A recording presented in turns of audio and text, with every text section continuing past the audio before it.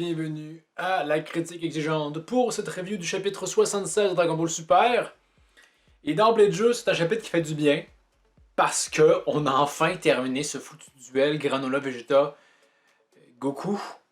C'est enfin derrière nous, ça a vraiment duré trop longtemps, et je pense que ça a été quoi, 5 chapitres? 4 chapitres? On s'entend que c'est quand même du 45 pages, fait que t'as littéralement peut-être un tome et demi qui est dédié à ça, là. C'est vraiment trop long pour ce que c'était, honnêtement. Donc, qu'est-ce qui t'a soulevé dans ce chapitre-là? On peut peut-être commencer par ce que j'ai quand même bien aimé. Le fait que Vegeta continue, si on veut, ses attaques psychologiques qui sont en fait, on dirait, les plus efficaces contre Granola. Ça, j'ai quand même bien aimé ça. Questionnement par rapport à sa résolution de vivre, que c'est pas sa vengeance qui le motivait pour s'être rendu ce qu'il est. Il y avait d'autres choses. J'ai quand même bien aimé ça, surtout que ça s'insérait dans ces autres répliques qu'il pouvait faire ici et là, et qui, d'une certaine façon, si on veut, pouvaient justifier la longueur de ce chapitre, la longueur de ce combat-là. Par contre, non, faut que je reste quand même dans le positif. O'Mill, à la fin, qui ramène Monato parce qu'il juge que c'est peut-être une façon de désamorcer le conflit. J'ai trouvé ça assez intéressant aussi.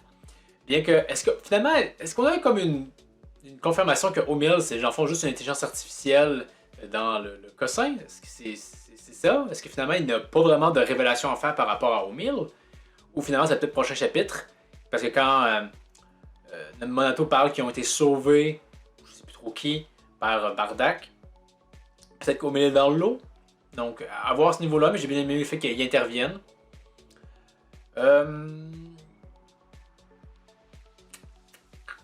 Ouais, je pense que ça termine quand même des points positifs. C'est sûr que le fait qu'on passe à autre chose est quand même une satisfaction en soi, là. Autrement, Goku qui finalement est capable de bouger de tout petit peu ses points vitaux pour pas être tellement blessé, c'est un peu ridicule, honnêtement, comme idée concept. Je veux dire, si tu sais que. Parce que la manière que c'est présenté, c'est qu'on dirait que, il sait, ok, il va attaquer ma nuque, donc je bouge légèrement ma nuque. Mais si tu sais qu'il va attaquer ta nuque, esquive complètement, bloque complètement, non? Ça me semblait un peu ridicule de vouloir, malgré tout, manger les attaques, même s'il va être capable de les esquiver un peu.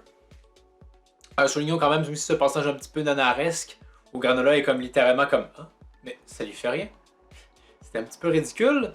De la même façon aussi quand Vegeta, tout affaibli, lui agrippe sa jambe, puis il semble surpris. Sinon, Vegeta qui retourne dans sa forme, il perd son Ultra Ego, puis il revient avec, pour finalement pas faire grand chose avec. C'était un peu étrange. Il y avait aussi toutes les. Le Vegeta dans le chapitre était un peu étrange.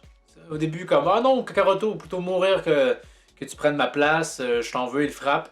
Puis après coup, quand il se réveille à nouveau, peut-être que c'est parce que là, il est devenu plus calme, mais dire comme s'il te plaît, laisse-moi le faire. C'était vraiment le jour et la nuit. C'était un petit peu étrange à ce niveau-là. Aussi Granola qui, à la fin, semble un peu trop exaspéré. Puis il dit bon, ben, je vais te tuer avec mon attaque, puis ça va aussi me tuer à cause du rayon d'explosion qui vous a remporté, mais ça aurait aussi tué Goku. Ça aurait aussi tué toute la planète, non? Il y a ce passage-là que je trouvais ça un peu étrange, j'ai pas tout à fait compris. Mais bon, en tant que tel. Alors, on peut souligner le fait qui est bien, c'est que Granola est enfin épuisé, on dirait. Enfin, on a l'impression qu'il se bat lui aussi et qu'il en subit les impacts. Parce que les précédents chapitres, on n'avait pas vraiment cette impression-là. Autrement, il n'y a quand même pas tant de choses à dire dans ce chapitre-là. Personnellement, j'ai fait mon deuil. Je pense que Freezer, on le verra pas. À moins qu'il débarque comme un cheveu sous la soupe, ça pourrait être bien, mais je trouve peut-être insuffisamment amené. Surtout que, bon, je trouve que toute occasion de monter Freezer, c'est bien, justement pour voir le personnage, le voir en action, peu importe, c'est stratagème. Donc, le fait de ne pas s'en servir à ce point-là pour finalement s'en servir, je trouverais ça un petit peu bizarre. On voit pas les Eaters, ce qui est une bonne chose. Il va probablement débarquer le prochain chapitre.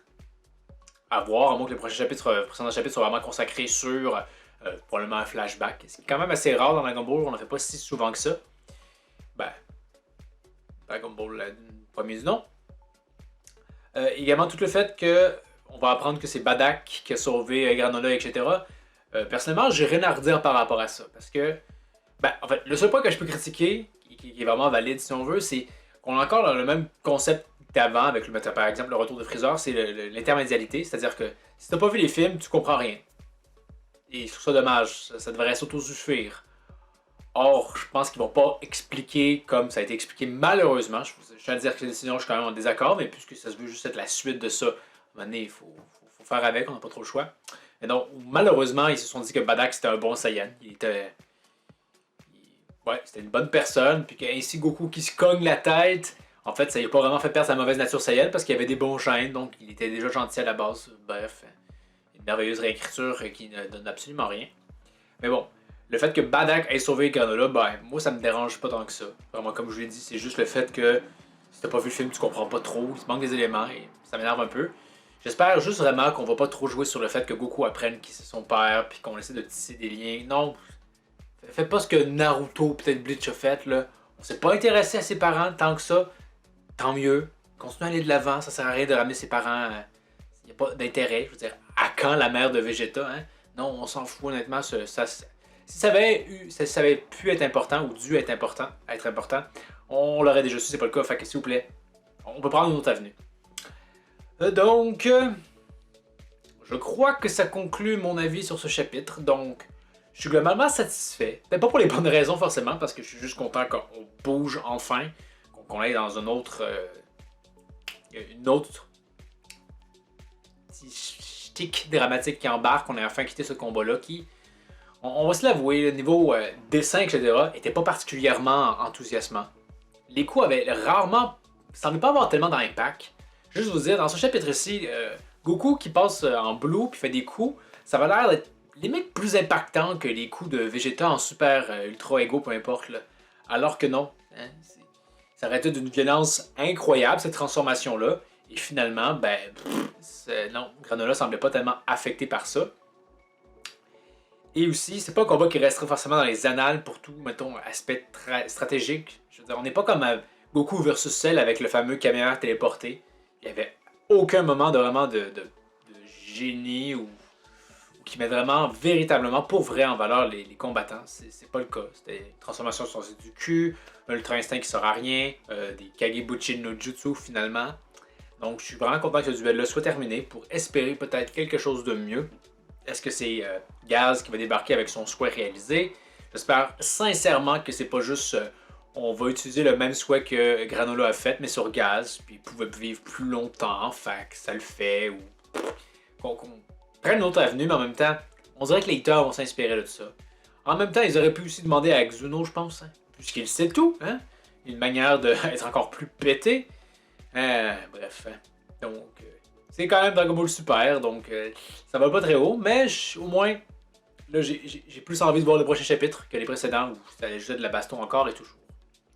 C'était mon avis, et mais quel est le vôtre? Qu'est-ce que vous avez pensé du chapitre? Qu'est-ce que vous pensez de sa conclusion? Donc, faites-moi en part dans les commentaires. Pour la prochaine critique exigeante, j'ai commencé... En fait, bon, j'ai fini No More Heroes 3, donc je pense que je vais en parler. J'en ai déjà parlé des deux premiers, des précédents opus sur la chaîne, et ça me tente de le faire. D'autant plus que je pourrais faire une espèce de versus jeuxvideo.com qui a quand même été assez sévère avec le jeu, 10 sur 10, donc moi contre eux, bref. À voir la semaine prochaine. Merci d'avoir regardé. N'hésitez pas à commenter, vous abonner, regarder d'autres vidéos, partager et tout le bon vieux tralala. Et je vous dis à la prochaine. Critique exigeante. Name you were given before we sent you to this planet. What? You hit your head as a child, didn't you? What?